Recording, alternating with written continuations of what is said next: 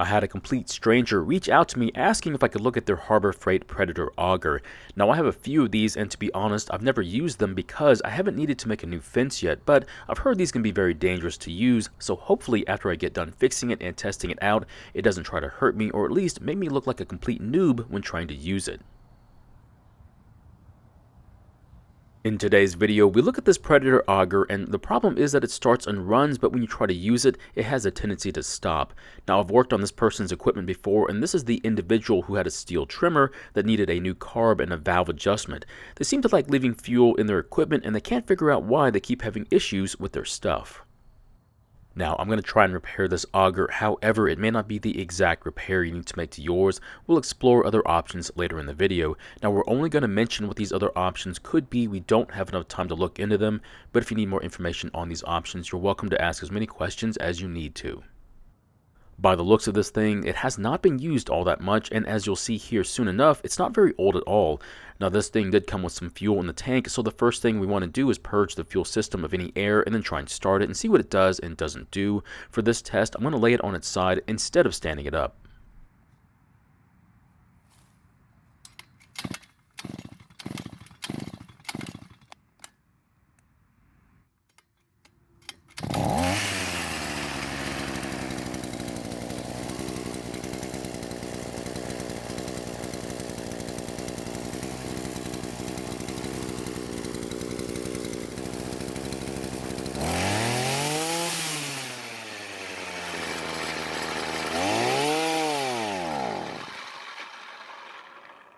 As you just saw, it started and ran for quite some time while it was warming up. However, as soon as I started to work the throttle, it wants to die. So I would normally try and adjust the carb, but this carb is technically not adjustable.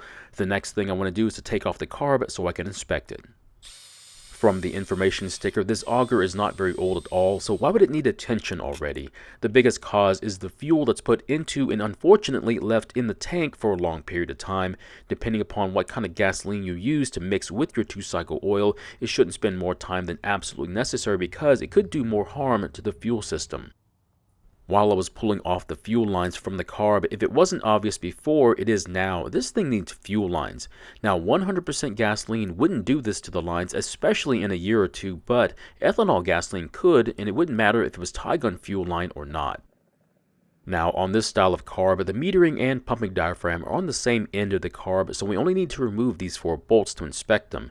The first thing we see is the pumping diaphragm, and it looks to be in pretty good condition with nothing wrong with it. To be honest though, 9 times out of 10 the most likely culprit is the metering diaphragm, which is sandwiched between the pumping section and the purge bulb.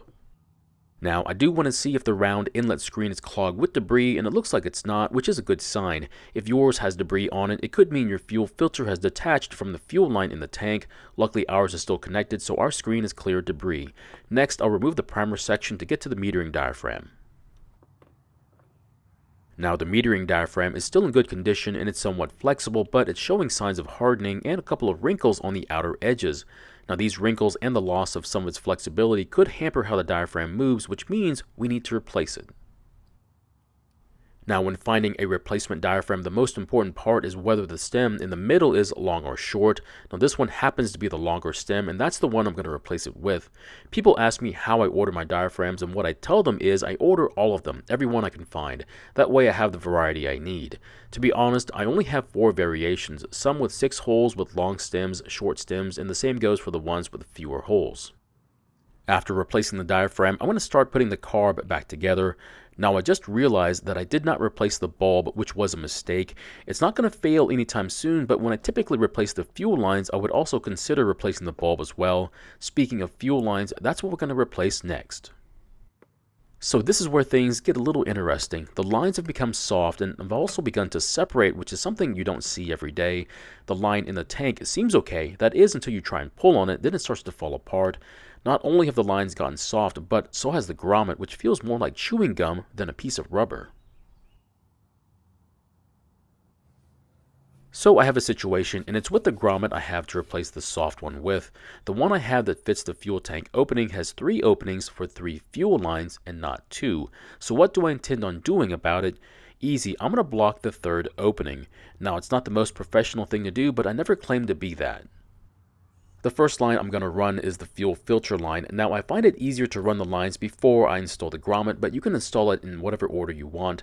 You just need to make sure the line is long enough to reach the other side of the tank. Now I just realized there's something in the fuel filter, and instead of trying to clean it, I'm going to replace it instead. Now if you don't have another filter available, then do your best to clean it using carb cleaner and compressed air. Just be very careful you don't get some in your eye. Once the filter is on the line, I'll then put the filter in the opening of the tank and then run the other lines. The next line I'll be passing through the opening will be my blocked line, followed by the return line. It doesn't matter which opening you choose to be which line, but you will need to know later on when you connect the lines to the carb which line is which. For the return line, I like to make sure there's at least an inch, if not more, sticking into the tank, just to make sure it's not going to come out. Once the lines have been installed in the grommet, I'll then put some lube on it to make it easier to install into the opening. Now sometimes this goes pretty easily, but this time I had to really fight with it. Now just take your time and eventually it will finally fall into place. Just make sure the grommet is completely seated all the way around on the tank. After that, I'm going to put a screw into the extra line. Now there are other ways to block this line, but this is the way I'm choosing to do it. Next, I'm going to cut the lines about where they need to go on the carb. Once that's done, I'll then install the carb, and then I'm going to look into the tank to figure out which line is which. The first line I'm connecting is the fuel filter line, and it goes on the barbed port. That means the return line will go on the other port, and before going on, I need to confirm that the lines are connected correctly by purging the air from the lines. Now when pressing the bulb, fuel will come up the filter line and then go through the carb, then fill the bulb, and then finally back to the tank through the return line.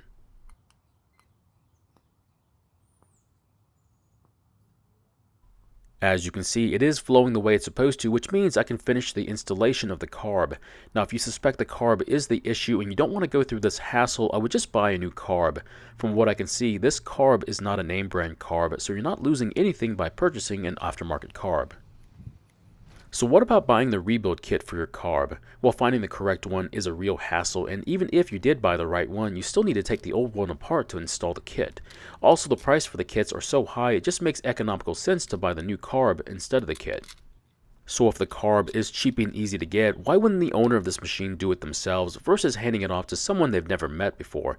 To be honest, you'll have to ask them, but if I had to guess, I would say it's like building a fence. Sure, you could do it, but you'll need to buy some new tools, and it might take you a week to do it because you've never done it before, or you can contract out the job because the other person already knows what to do, and well, they'll get it done in no time.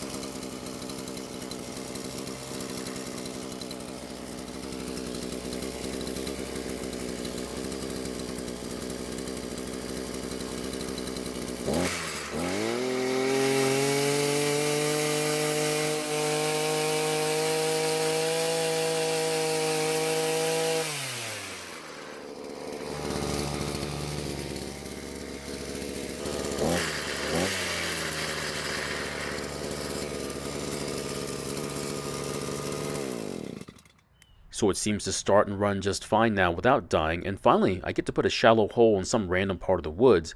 I better cover this up before I break my ankle by stepping in it. The worst part is that I did fill this hole back in, but every night the coyotes dig it back up because they think something edible is in it, and to this day it still looks like this. Now I did need to dig a hole with it because I need to see if the engine could handle a load on it, which it did. If it didn't, I would have to try and tune it, but on this carb, it's not tuner friendly. Another reason why this engine would start but stop when being used is a fuel issue, mainly being stale fuel. Now fuel is considered good for only 30 days, but it will still work after that period. However, you could have some issues using it. In the end, this thing is working again, and it only took about $8 in fuel lines, a grommet, and a fuel filter, plus a $1 metering diaphragm. All in all, it was a decent repair, and it only made me look a little redneck by plugging up that third fuel line. So my question is, would you have plugged the third fuel line like I did, or would you have ordered the right part and waited for it to show up? Personally, most owners wouldn't care just so long as the machine worked like it should. Thank you for watching. I really do appreciate your time here. Please feel free to ask me any questions about this project or your own projects, and I hope to see you in the next video.